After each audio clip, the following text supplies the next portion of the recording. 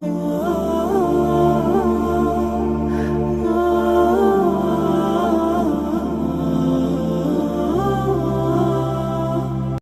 قسم جو ہے وہ مسنون روزے ہیں۔ یہ بات ذہن میں رکھیں کہ کوئی روزہ سنت مؤکدہ نہیں ہے۔ جیسے دیکھیں نماز کی تقسیم ہم اس طریقے سے کرتے ہیں کہ فرض، واجب،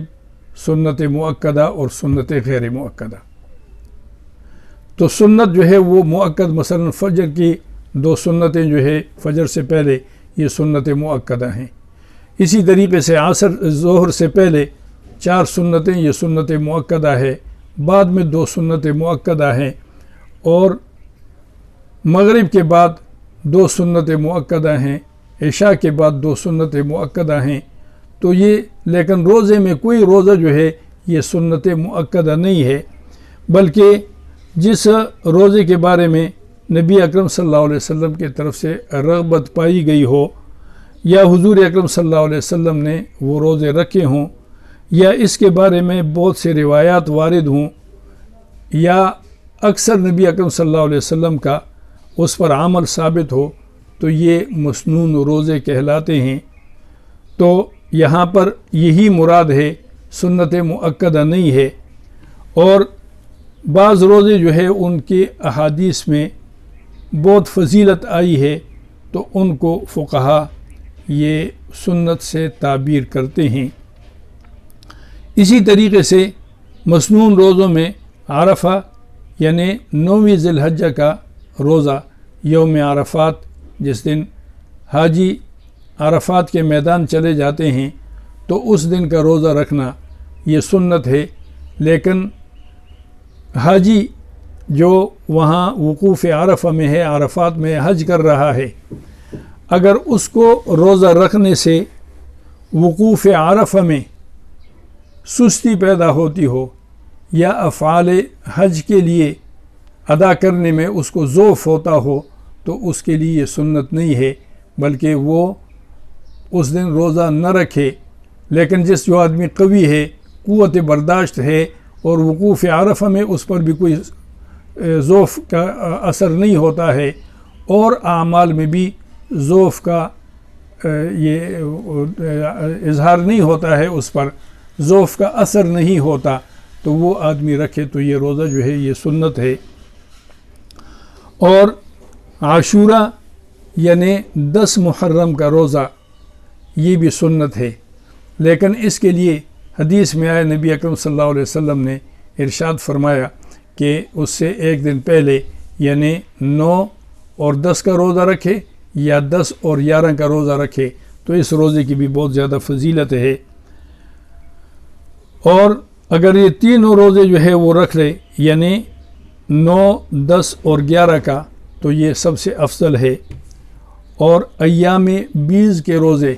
ایام بیز کہتے ہیں ہر مہینے یعنی چاند کے اور اسلامی مہینے کے ہر 13، 14، 15 یہ 3 دن روزہ رکھنا یہ سنت ہے۔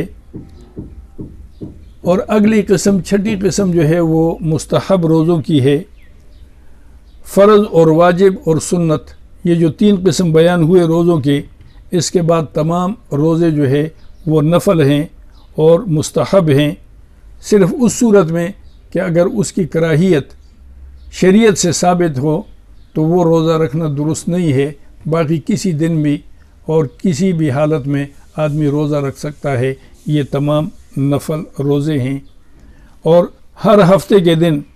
پیر اور جمعرات کا روزہ رکھنا، اور ان 2 دنوں سے اگر آدمی عاجز ہو کہ پیر اور جمعرات دونوں دن روزہ نہیں رکھ سکتا ہے ہفتے میں، تو کم سے کم ہفتے میں 1 دن کا روزہ جو ہے وہ رکھ لینا چاہیے، تاکہ کوئی بھی ہفتہ آدمی کا عبادت سے خالد نہ ہو۔ اسی طریقے سے اکیلے جمعے کا دن کا روزہ، یہ بعض حضرات کے نزدیک اکیلے جمعے کے دن کا روزہ رکھنا یہ مکروہ ہے، اور بعض کے نزدیک جو ہے یہ مستحب ہے۔ اور عید کے بعد 6 دن، شش عید جس کو کہتے ہیں، یعنی عید الفطر کے بعد شوال کے مہینے میں 6 روزے رکھنا یہ مستحب ہے۔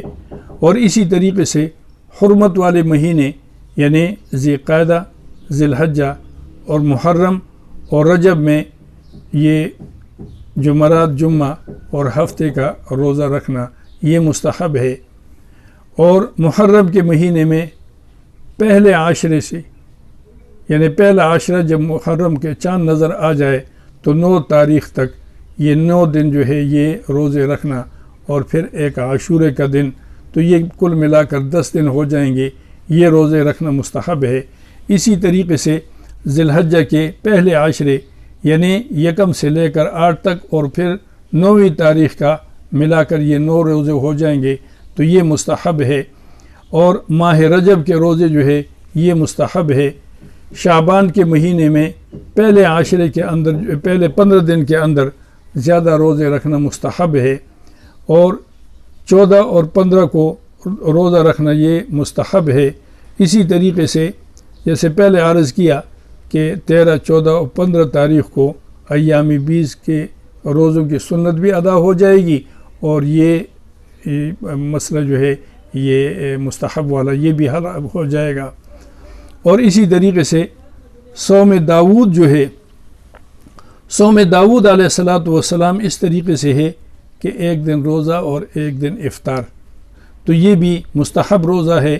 لیکن یہ ہے کہ آدمی جو ہے وہ اس کو رکھ سکے، کیونکہ اس طریقے سے رکھنا یہ کافی محنت اور مشقت والی بات ہوتی ہے۔ اور خواص کے لیے جو ہے یوم شک اس کو کہتے ہیں کہ جس دن یہ ابھی چاند کا اعلان نہیں ہوا، شش و پنج میں ہے کہ ممکن ہے کل روزہ ہو، ممکن نہ ہو، کوئی صورت حال واضح نہ ہو، اور لوگ جو ہے وہ کسی ایک طرف جو ہے وہ ان کا وہ رجحان نہ ہو، اور ایک آدمی یہ کہے کہ اگر یہ روزہ میں رکھتا ہوں تو اگر یہ روزہ فرض ہوا تو چلو میرا فرض ہو جائے گا، نہیں تو نفل ہو جائے گا۔ یہ یوم شک ہے، اس دن کا روزہ رکھنا یہ اگر آدمی کی نیت جو ہے وہ مضبوط ہو کہ وہ نفل ہی رکھنا چاہتا ہے تو پھر ٹھیک ہے، ورنہ یہ روزہ جو ہے یہ درست نہیں ہے، آگے اس کی تفصیل آئے گی۔ 7ویں قسم جو ہے وہ مکروہ تحریمی یا حرام روزوں سے متعلق ہے۔ عید الفطر کے دن روزہ رکھنا یہ مکروہ تحریمی ہے، اور عید الاضحیٰ کے دن کا روزہ یہ مکروہ تحریمی ہے، اور عید الاضحیٰ کے بعد 3 دن یعنی 11، 12 اور 13 ذی الحجہ جس کو ایام تشریق کہتے ہیں، ان دنوں کا روزہ رکھنا یہ مکروہ تحریمی ہے، اور مکروہ تحریمی جو ہے یہ حرام کے قریب ہوتا ہے، یعنی حرام ہے۔ امام محمد رحمہ اللہ اور اہل حجاز کا مسلک یہ ہے کہ مکروہ تحریمی حرام ہے۔ اسی طریقے سے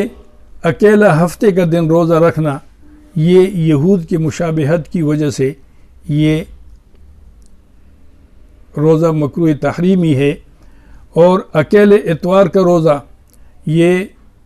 مسیحیوں کے ساتھ، عیسائیوں کے ساتھ مشابہت کی وجہ سے یہ مکروہ تحریمی ہے، اور نوروز یا مہرگان کا روزہ یہ مجوس کے ساتھ مشابہت کی وجہ سے وہ یہ مکروہ تحریمی ہے، یا ہر وہ دن جس کی وجہ سے غیر مسلموں کے ساتھ مشابہت پیدا ہوتی ہے اس دن روزہ رکھنا مکروہ تحریمی ہے۔ اور 8ویں قسم جو ہے وہ مکروہ تنزیہی روزے ہیں، یعنی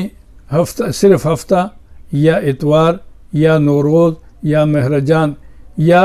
کسی ایسے دن کے جس سے غیر مسلم جو ہے ان کی تعظیم ہوتی ہو، وہ اس کو معظم سمجھتے ہیں، اس دن روزہ رکھنا مسلمان تو چونکہ اپنے نیت سے رکھتا ہے لیکن اس دن روزہ رکھنا مکروہ تنزیہی ہے۔ اسی طریقے سے رمضان المبارک کے شروع ہونے سے پہلے